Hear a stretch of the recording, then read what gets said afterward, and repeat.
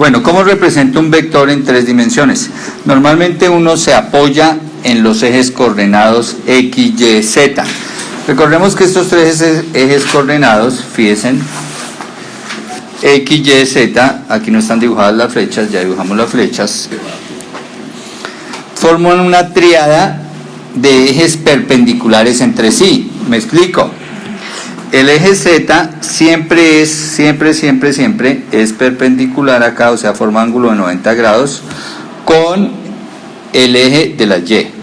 El eje de las X, fíjese acá, forma 90 grados con el eje Y. Y el eje Z y el eje X también forman 90 grados, Michi.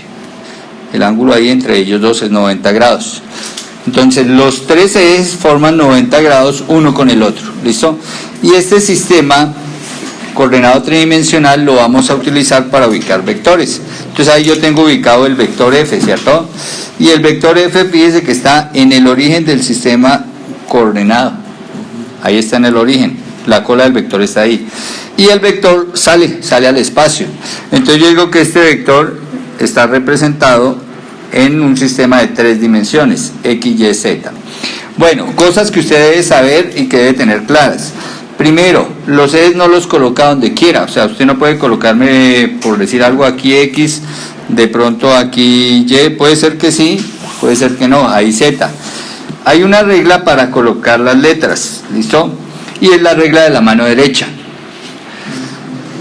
Entonces, usted coge su mano derecha y deja por fuera el dedo pulgar de los cuatro otros dedos y va a seguir siempre una rotación, y es que siempre va a llevar el eje X hacia el eje Y con sus cuatro dedos, dejando por fuera el dedo pulgar, hace esa curva, ese arco así, y estira el dedo pulgar, hacia donde estira el dedo pulgar, hacia donde apunta el dedo pulgar, hacia allá queda el eje Z positivo. Miremoslo en este ejemplo. Si yo aquí coloco el eje X, aquí coloco el eje Y, mi pregunta sería, ¿hacia dónde me va a quedar mi eje Z positivo? ¿Será que queda para acá? ¿O será que queda más bien para el otro lado? Entonces la respuesta, recuerde con la regla de la mano derecha, uno de los dos está bien, ¿listo? Entonces, usted, mano derecha, rota el eje X hacia el eje Y, ¿cierto? Con los cuatro dedos dejando por fuera el dedo pulgar. Entonces si hace esa rotación en ese sentido con esos cuatro dedos, fíjese que el eje Z o el dedo pulgar apuntaría hacia allá. Quiere decir que el eje Z es positivo hacia allá. Recuerde que siempre lleva el eje X, siempre lo lleva hacia el eje Y. Ahora, cuando se tiene el vector en el espacio, aquí para nosotros lo importante va a ser las componentes del vector F. Ese vector F va a tener tres componentes, una hacia cada eje, una hacia el eje X, una hacia el eje Y, una hacia el eje Z. Hay dos maneras de sacar las componentes. Esta es una manera. Tomo el vector y lo meto dentro de un plano vertical. Fíjense que ese vector F está contenido en ese plano vertical. ¿Listo? Y en ese plano vertical lo que voy a hacer es sacar dos componentes sobre mi vector. ¿Cómo saco las componentes? Entonces bajo verticalmente, listo, bajo verticalmente hasta que me estrelle con el piso. Aquí me estrellé con el piso. Y a partir de ahí me dirijo hacia el origen. Y ahí tengo dos componentes. La componente vertical, fíjese, aquí está representada con FY, pero realmente es esta misma, mire. Esta es la componente vertical, FY. Y esta se llama la componente de la fuerza sobre el plano horizontal. ¿Listo? Que es este triángulo que dice aquí atrás. Mire. Ese triángulo que dice ahí, las dos líneas negras punteadas que marqué, vienen a representar las dos componentes. Entonces, si las dibujara como vector, esa sería la componente vertical, ¿cierto? Y esta sería la componente sobre el plano horizontal, que son las dos que estamos marcando aquí abajo, FY y F horizontal. ¿Listo? pero es importante ubicar el ángulo o ubicar un ángulo que yo necesito para poder hallar los valores de FY y F horizontal. Y fíjense que aquí marcamos el ángulo, o aquí nos dan o tenemos que conocer el ángulo teta Y. ¿Por qué creen que se llama el ángulo teta Y? ¿Y quién es el ángulo teta Y? Entonces es el ángulo en ese plano vertical que hay desde el eje de la Y, fíjense, estoy en el eje de la Y, el ángulo en ese plano vertical que va desde el eje de la Y hasta el vector. Ese ángulo es teta Y. Listo, ese teta Y me va a servir para calcular las dos componentes. Obviamente, fíjese lo siguiente, voy a trabajar con este triángulo. Con ese triángulo verde que acabé de construir ahí, ese triángulo es rectángulo aquí en la esquina, o sea, forma ángulo de 90 grados aquí en la esquina de arriba. Ahí es triángulo rectángulo. Quiere decir que esta F viene a ser la hipotenusa, ¿no? Porque recuerde que la hipotenusa es lo que está al otro lado del ángulo recto. Entonces, si este es mi ángulo recto, lo que está al otro lado es la hipotenusa, o sea, F. Y acá, entonces, esas dos componentes, fíjese que las voy a colocar arriba porque finalmente aquí lo que tengo es un paralelogramo, ¿sí o no? Entonces, fíjese que esta que es la componente que la que estoy marcando ahí, ¿qué componente es? F horizontal, ¿cierto? Y esta es FY, mire, ahí están las dos componentes, la horizontal y FY. Entonces, según teta Y, la componente horizontal, de acuerdo a teta Y, es el cateto ¿qué? Opuesto, ¿cierto? El cateto opuesto, recuerde que se halla como el valor de la hipotenusa, que en este caso es F, por el seno del ángulo, o sea, por el seno de teta Y, ¿cierto?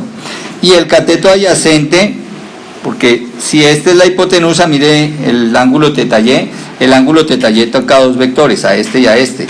El más largo obviamente es la hipotenusa, ¿cierto? El más largo siempre va a ser la hipotenusa. Y el más corto el cateto adyacente, o sea que FY es el cateto adyacente. Y el cateto adyacente siempre lo halla uno como el valor de la hipotenusa por el coseno del ángulo, en este caso coseno de teta Y. Entonces fíjese cómo voy a hallar las dos componentes en función de la magnitud de la fuerza, de la magnitud de mi fuerza en el espacio, ¿cierto? Por el ángulo que hay en ese plano vertical entre el eje Y y el vector. ¿Listo? Y aquí lo vemos. Bueno, realmente aquí vemos ya las tres componentes, el vector con las tres componentes. ¿Quiénes son las tres componentes? Entonces fíjese, ya tengo FY y F horizontal, ¿cierto? F horizontal es FH, la que queda en el piso, mire, esta que queda ahí, la que nos queda en el piso. Pero ahora mire lo que se hace. Entonces voy a coger, entonces ahora lo que hacemos es coger esta F horizontal, que es la componente del vector en el piso, y a partir de ahí sacar dos componentes más. Como ya la tengo en el piso, entonces lo voy a construir toda la situación. Entonces ahí está la situación que tenía antes, ¿cierto? Mi vector F, mi componente horizontal y mi componente vertical FY. Pero esa componente horizontal que aquí está marcada en la parte superior, ¿cierto? Es esta, estoy marcando aquí en la parte superior, pero que realmente está en el piso, mírenla.